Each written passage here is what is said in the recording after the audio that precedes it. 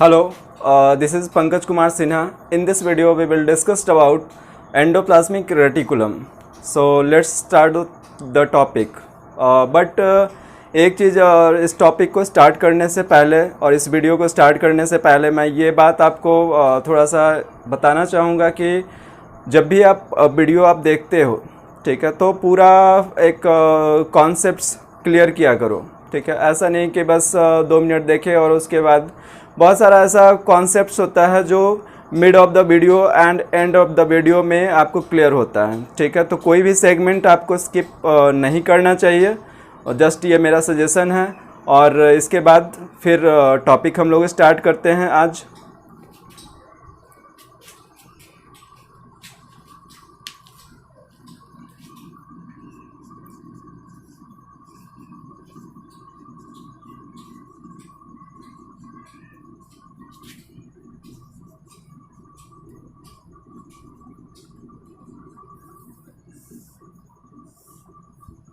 Endoplasmic reticulum. तो जैसे ही हम लोग बात करते हैं कि एंडोप्लाज्मिक रेटिकुलम, तो एंडोप्लाज्मिक रेटिकुलम होता क्या है, व्हाट इज एंडोप्लाज्मिक रेटिकुलम, ठीक है। तो सबसे पहले इसको डिफाइन करेंगे, एंडोप्लाज्मिक रेटिकुलम क्या होता है।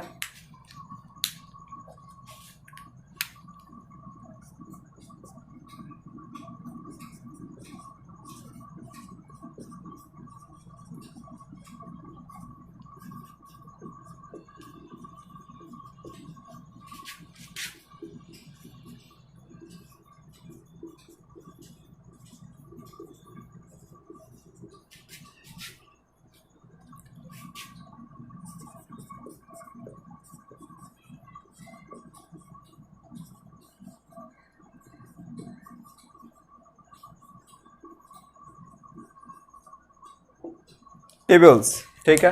तो यहाँ पे हम लोगों ने इसको कैसे डिफाइन किया, endoplasmic reticulum is network of reticulum of टिनी tubules, ठीक है। तो बहुत सिंपल सा डिफिनीशन है। ये प्रेजेंट कहाँ पे होता है, ठीक है। This is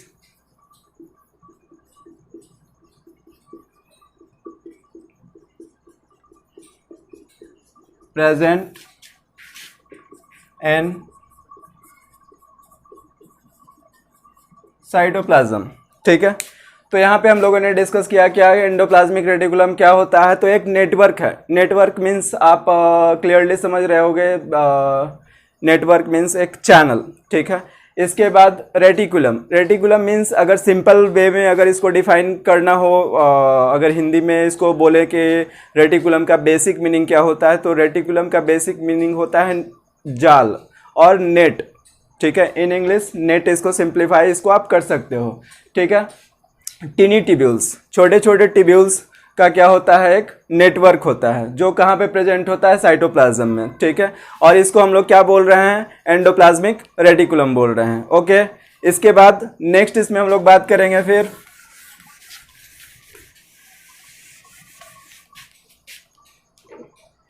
components of endoplasmic reticulum.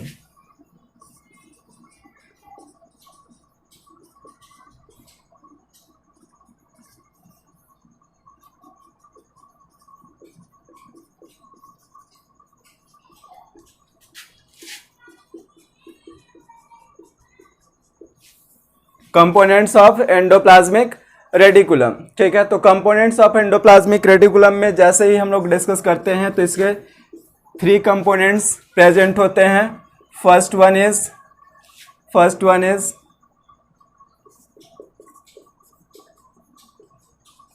Cisternae, second vesicles and third one is tubules, ठीक है। तो यहाँ पे हम लोगों ने देखा कि सिस्टर्नी क्या होता है। सिस्टर्नी का ये बना हुआ होता है एंडोप्लाज्मिक रेटिकुलम, वेसिकल्स का बना हुआ होता है एंड टिब्यूल्स का बना हुआ होता है, ठीक है। तो इतना बात तो क्लियर हो गया कि भाई जब सिस्टर्नी है, वेसिकल्स है एंड टिब्यूल्स है, तो इसका स्ट्रक्चर कैसा होता है, इसके बारे में यहाँ पे हम लोगों को देखना पड़ेगा, ठीक है। तो देखते हैं फिर सिस्टर्नी। सिस्टर्नी का एक पहले सबसे पहले क्या करेंगे, एक डायग्राम ड्रॉ करेंगे।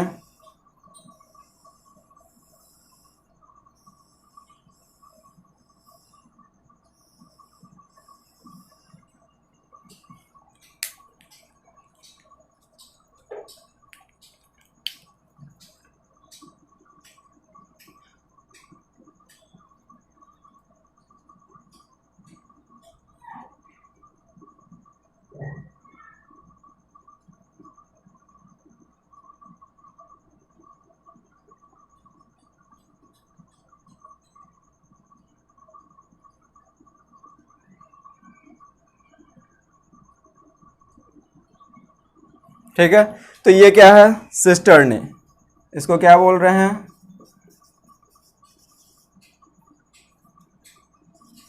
सिस्टर्नी बोल रहे हैं। ओके, इसके बाद नेक्स्ट वेसिकल्स, वेसिकल्स का भी एक स्ट्रक्चर ड्रॉ कर लेंगे।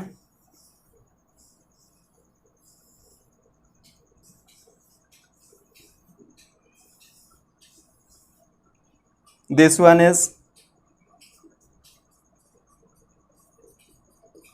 वेसिकल्स। ओके, एंड लास्ट एक सेगमेंट और आपका बच रहा है टिब्यूल्स।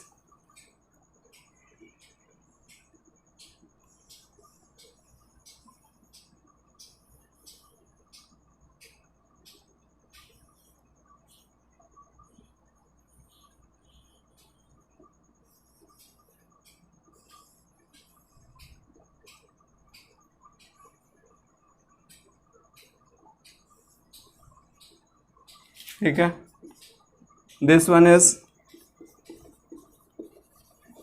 टिब्यूल्स। ओके, तो यहाँ पे हम लोगों ने देखा ये 3 अलग अलग डायग्राम है, डिफरेंट डायग्राम है, सिस्टर्नी, वेसिकल्स एंड टिब्यूल्स। ठीक है, तो इसके अकॉर्डिंग इसको क्या करेंगे, डिफाइन कर लेंगे। Cisternae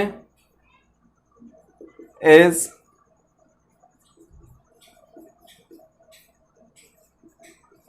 flattened tubular and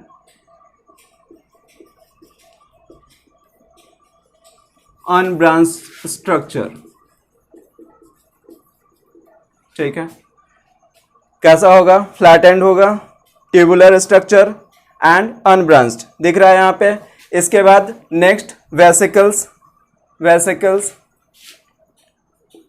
is oval membrane bound structure, membrane bound structure।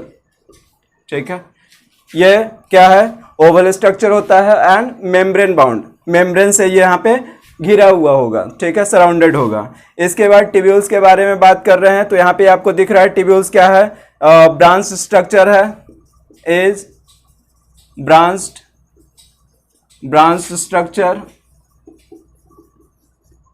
structure and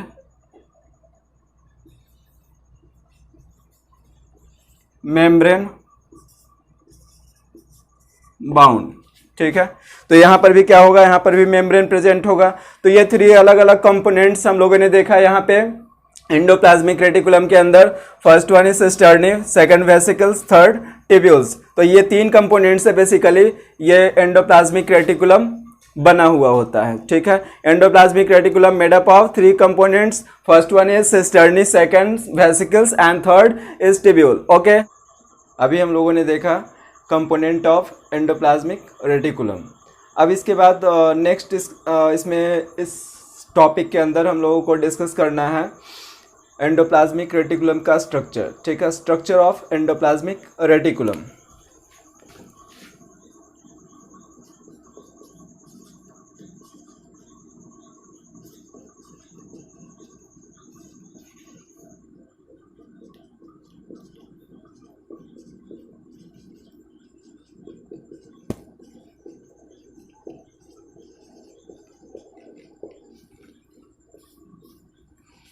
तो structure of endoplasmic reticulum discuss करने से पहले एक डायग्राम ड्रॉ करते हैं और उस डायग्राम के अकॉर्डिंग इसका स्ट्रक्चर देख लेंगे, कहाँ पे किस तरह का स्ट्रक्चर देखा जाता है।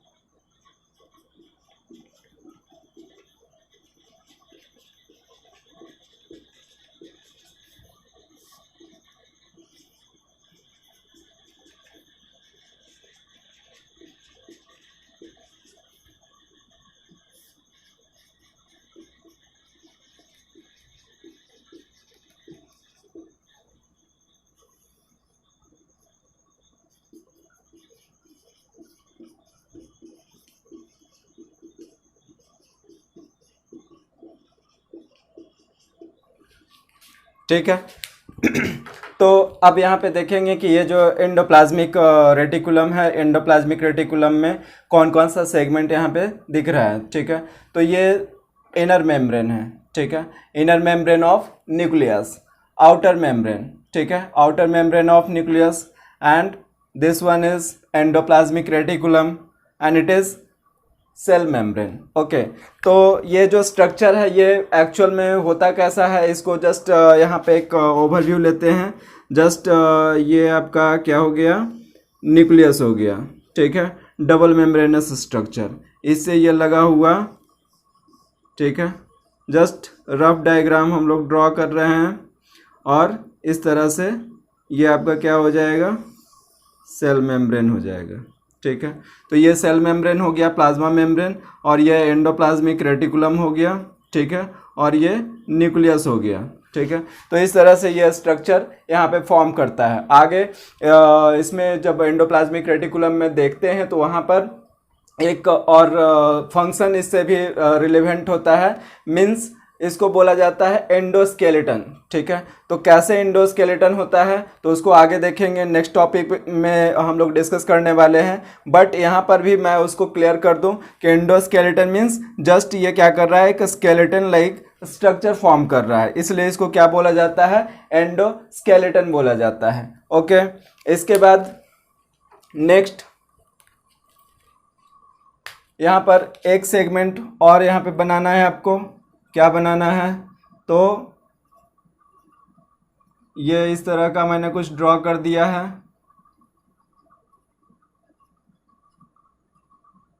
ये ड्रॉ कर दिया है, तो ये जो है वो एक्चुअल में किसको रिप्रेजेंट कर रहा है,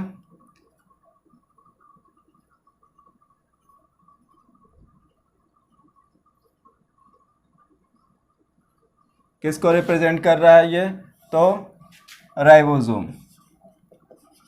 राइबोसोम। ठीक है, तो ये जो डॉट लाइक स्ट्रक्चर यहाँ पे दिख रहा है ये राइबोसोम अटैच्ड है एंडोप्लाज्मिक रेटिकुलम से। ठीक है, तो जहाँ पे राइबोसोम प्रेजेंट हो जाएगा, अटैच्ड हो जाएगा, उसको हम लोग क्या बोल देंगे, रफ एंडोप्लाज्मिक रेटिकुलम बोल देंगे। जहाँ पे एब्सेंट होगा, राइबोसोम प्रेजेंट नहीं होगा, मीन्स अटैच्ड नहीं होगा, तो इसको हम लोग क्या बोल देंगे, स्मूथ एंडोप्लाज्मिक रेटिकुलम बोल देंगे। ओके, इसके बाद नेक्स्ट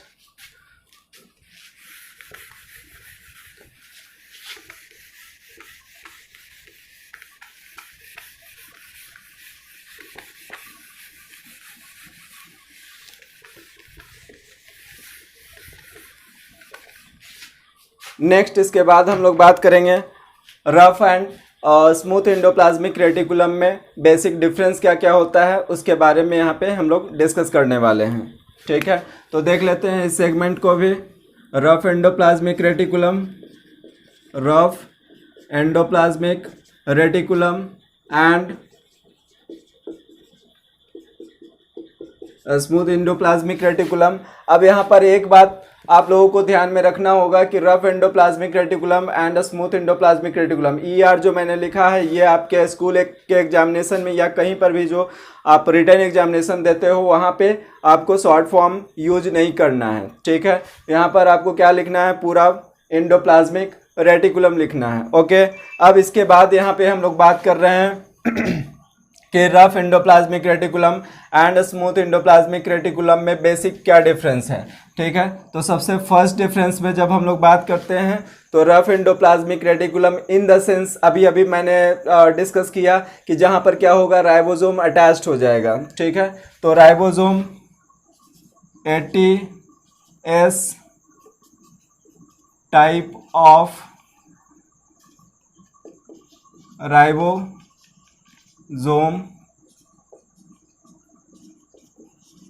attached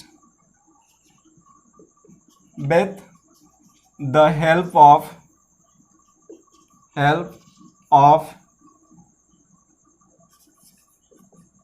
ग्लाइकोप्रोटीन। ठीक है, तो ATS टाइप ऑफ राइबोसोम क्या होता है, अटैच्ड होता है किससे, एंडोप्लाज्मिक रेटिकुलम से। इस वजह से ये क्या हो जाता है, रफ एंडोप्लाज्मिक रेटिकुलम हो जाता है। बट यहाँ पर एक क्वेश्चन अराइज होता है और इस चीज़ को एकदम से कॉन्सेंट्रेट करके आप लोगों को ध्यान में रखना है कि रफ एंडोप्लाज्मिक रेटिकुलम अटैच्ड हो रहा है, ठीक है। जैसे ये मैंने स्ट्रक्चर यहाँ पे ड्रॉ किया था, ठीक है। तो यहाँ पर मैंने इस तरह का कुछ ये राइबोसोम अटैच करवा दिया, ठीक है। तो यहाँ पे क्वेश्चन ये अराइज होता है कि ये जो राइबोसोम अटैच्ड है, ठीक है, एंडोप्लाज्मिक रेटिकुलम से, वो कौन करवाता है, ठीक है। तो with the help of glycoprotein, ठीक है। तो ग्लाइकोप्रोटीन से ये क्या होता है, अटैच होता है। ग्लाइकोप्रोटीन में भी कुछ स्पेसिफिक प्रोटीन का नाम आता है जिसमें राइबोफोरिन फर्स्ट एंड सेकंड, ठीक है। तो राइबोफोरिन फर्स्ट एंड सेकंड जो क्या करता है, एंडोप्लाज्मिक रेटिकुलम से एटीएस टाइप ऑफ राइबोसोम को अटैच करवाता है। और इसमें भी अगर इसमें और भी कॉम्प्लेक्स क्वेश्चन पूछा जाए तो इसमें आपको ये बताना है कि एटीएस का कौन सा सब यूनिट, ठीक है। तो लार्जर सब यूनिट, ठीक है, ribosome attached with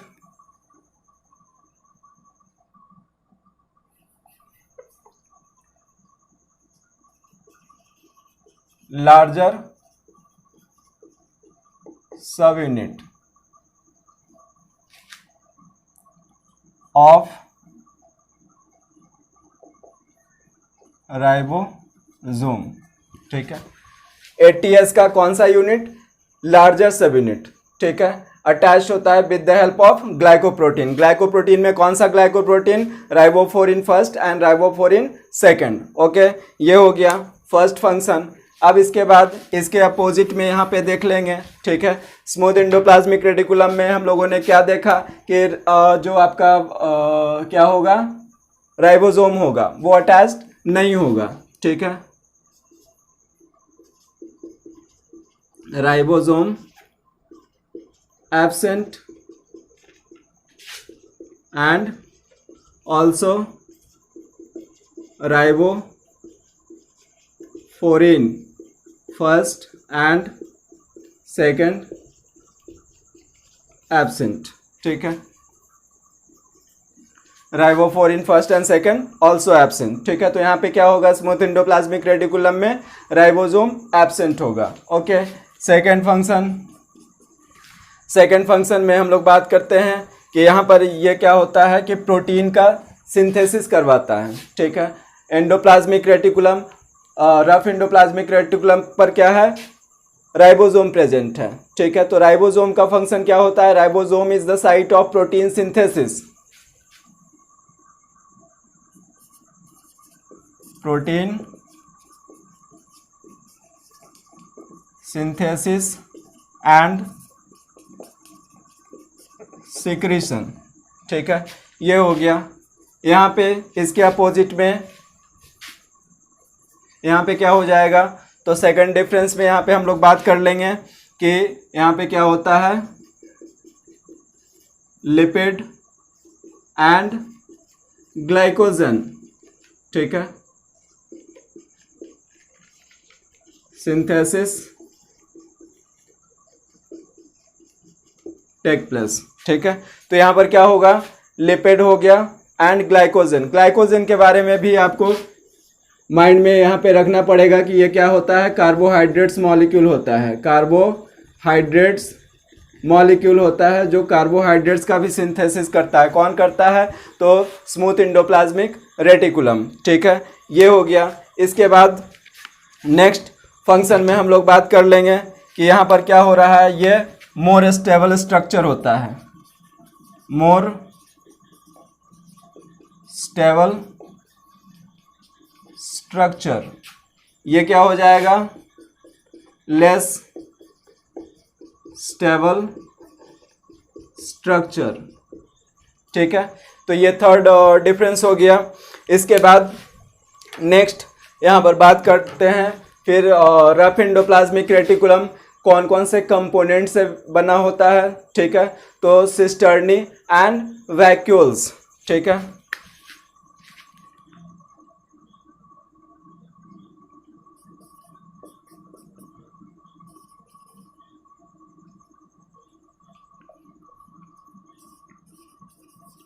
rough ER made up of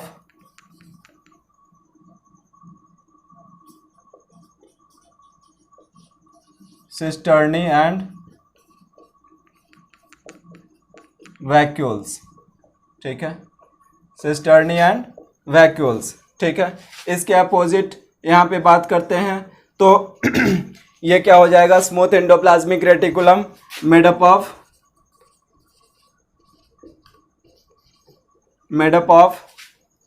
cisternae,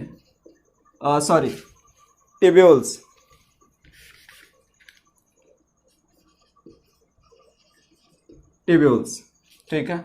तो यहाँ पर ये सिस्टर्नी से बना हुआ है, सिस्टर्नी एंड वैक्यूल से बना हुआ है, और ये आपका ट्यूब्यूल से बना हुआ है, स्मूथ एंडोप्लाज्मिक रेटिकुलम, ठीक है। तो ये बेसिक डिफरेंस हो गया। इसके बाद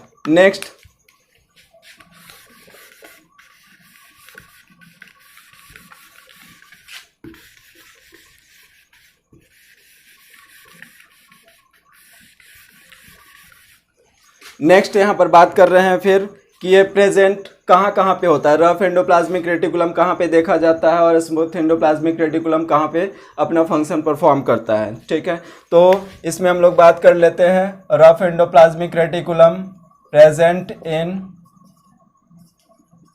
rough ER present in liver, pancreas,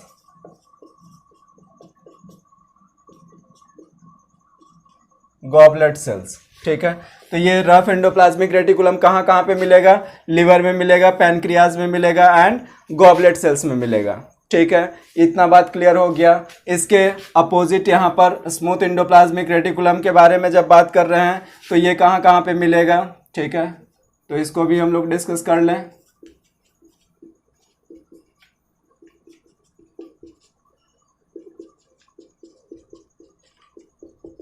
present in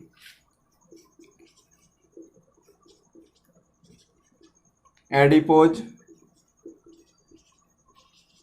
tissue, ठीक है, मसल्स,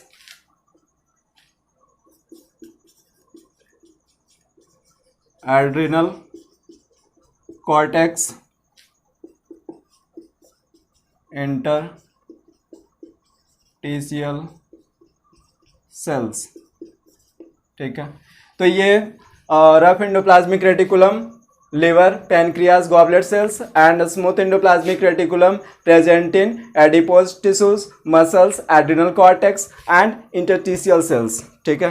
तो ये हम लोगों ने देखा basic difference rough endoplasmic reticulum and smooth endoplasmic reticulum के बीच। अब इसके बाद नेक्स्ट वीडियो में हम लोग डिस्कस करेंगे फिर एंडोप्लाज्मिक रेटिकुलम का जो रेस्ट सेगमेंट है, ठीक है। तो इस वीडियो में इतना ही। Okay, thank you.